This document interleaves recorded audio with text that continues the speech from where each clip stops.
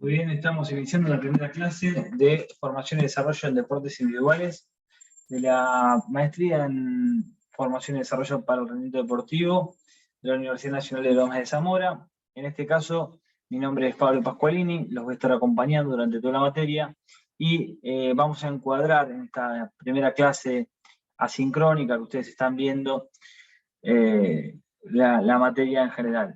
En principio, una cuestión básica sería presentar el programa, ¿sí? Tenemos una primera unidad que caracteriza al deporte individual, la situación deportiva en disciplinas predominantemente individuales, con dos módulos. El primer módulo que caracteriza a los diferentes deportes predominantemente individuales en términos de que estos vamos a ver que tienen diferentes tipos de modo de aprendizaje, funcionalidad, y son muy diferentes, ¿no?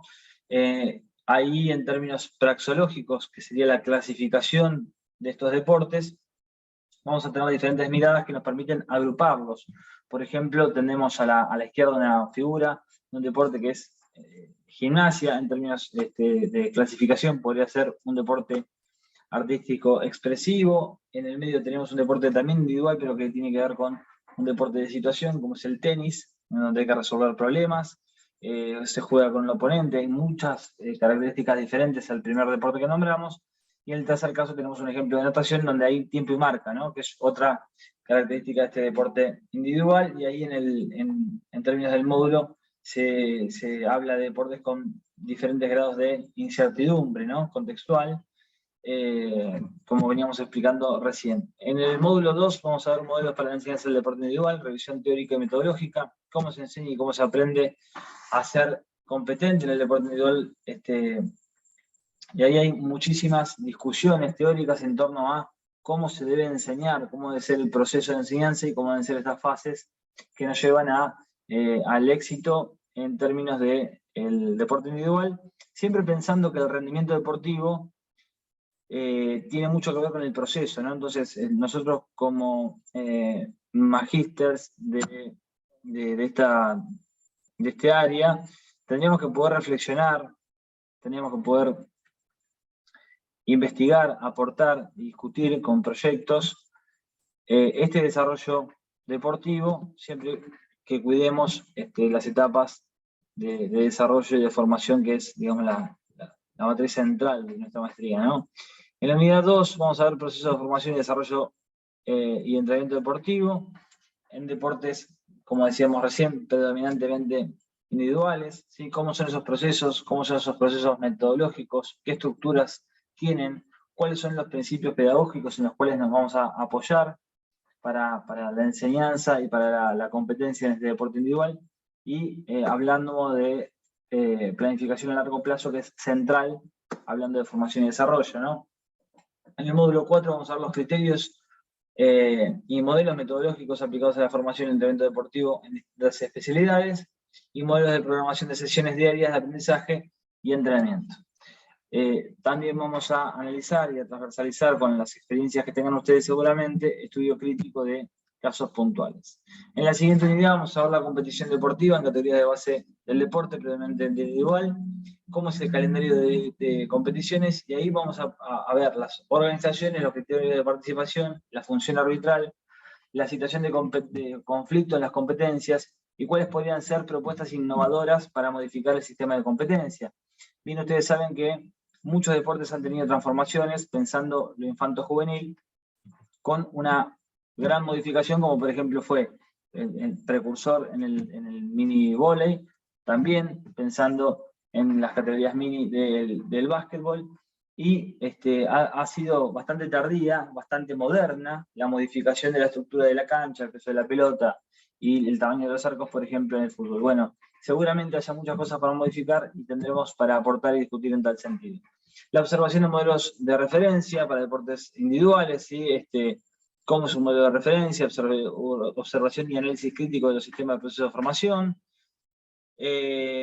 análisis crítico del sistema de competición infanto-juvenil, es decir, todo lo que fuimos viendo en las diferentes unidades a través de un análisis crítico, por supuesto, en relación a la bibliografía que iremos trabajando clase a clase, esto ya más en un formato taller, que estos dos módulos, como son de formato taller, van a ser bastante transversales al resto de la cursada.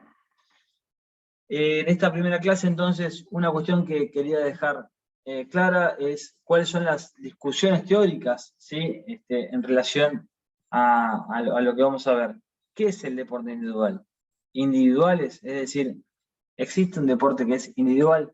Por supuesto lo clasificamos y es un modo de competir quizás, pero en realidad sabemos que lo individual tiene un aspecto muy chico en todo esto, y quizás lo que sí se va a distinguir es la predominancia técnica y algunas cuestiones centrales a la hora del aprendizaje, también la potenciación de algunas competencias en edades infantojuveniles, a veces necesarias por la fase de desarrollo, pero en realidad siempre detrás de todo deportista, aunque parezca individual, hay un equipo de trabajo o hay un equipo que entrena con ese deportista para permitirle que después, en su prestación individual, se destaque o mejore, ¿sí?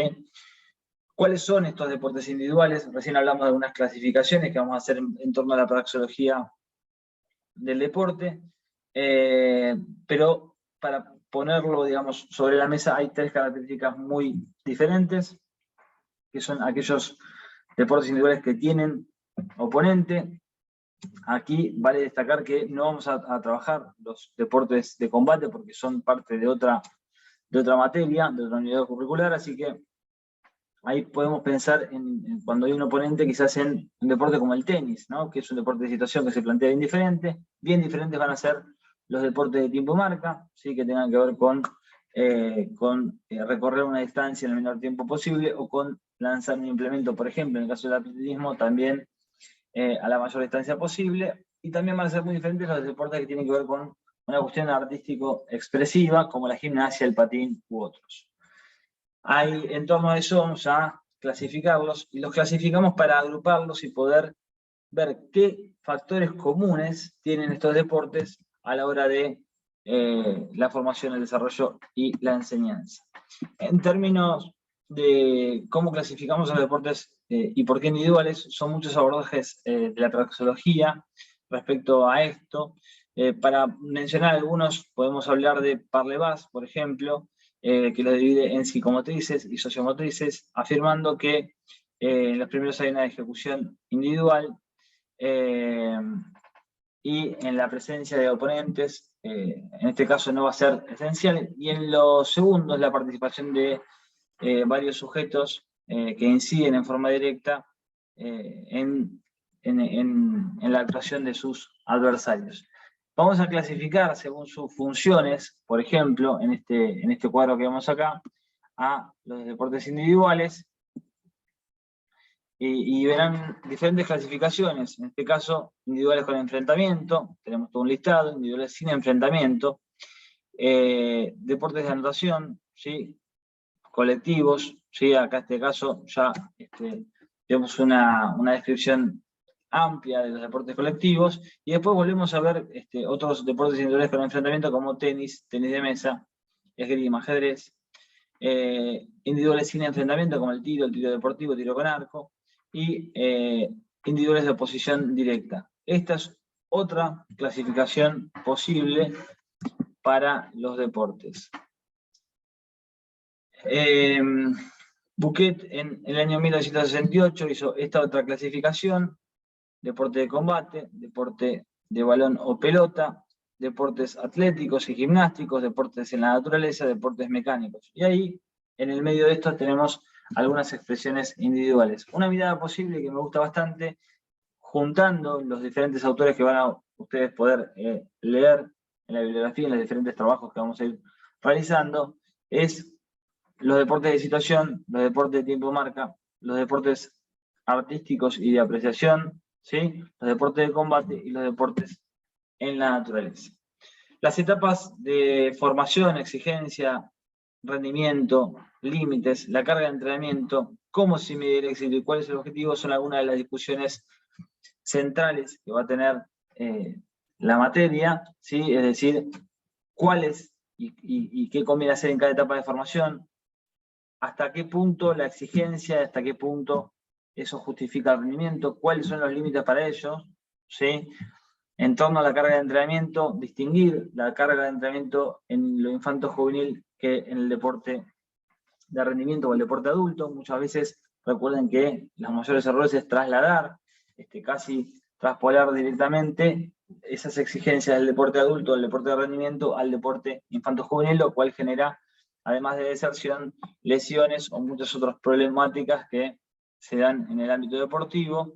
Y empezar a problematizar sobre el éxito, ¿no? ¿Qué es el éxito? Que una persona tenga una carrera deportiva larga, que una persona se sostenga haciendo deporte, que una persona aprecie los valores y las herramientas que le dio el deporte para su vida, que una persona gane, que una persona no gane. Bueno, ahí vamos a estar discutiendo. Y en relación a esto, les voy a pedir como tarea, que seguramente lo van a ver en la primera tarea que se les va a proponer, que en el foro también hagamos una construcción de la cursada, porque por supuesto, en torno a las necesidades y a las experiencias, seguramente podemos enriquecer la materia. Y en ese foro les voy a proponer una consigna que tiene que ver con qué esperan de esta materia, es decir, qué les tendría que aportar, que entienden que un magíster debe tener como herramienta, o se debe llevar como herramienta de esta materia, en qué deporte sienten que tienen más experiencia ustedes para empezar a conocerlos y tratar de traer ejemplos, textos y trabajos vinculándolos a sus experiencias personales. Algunos conceptos importantes que me gustaría, para cerrar este primer intercambio, tienen que ver con el concepto de grupo deportivo, pensar que, como dije al principio, más allá de que hablamos de deportes individuales, es importante seguir pensando en construir un equipo, construir un grupo, porque es lo que apoya y genera el éxito. Entonces, un deporte nunca es en su totalidad individual, no solamente para entrenar. Acá están viendo un deporte que, digamos, es individual en la mayoría de sus competencias, como la natación, pero que en el caso de los relevos construye un trabajo en equipo, y son siempre relativos, de acuerdo digamos, al esfuerzo realizado, a un porcentaje obtenido por el equipo, también los resultados, ¿no? que se han conseguido, y eso habíamos dicho que lo íbamos a problematizar. Y después algunas cuestiones que también deberían trabajarse en forma transversal es compartir o tratar de promover estrategias que generen que se compartan esfuerzos, reglas, rutinas, triunfos, derrotas, tiempo de entrenamiento, tiempo de trabajo, que constituyan la experiencia deportiva una experiencia renovadora más allá de los resultados.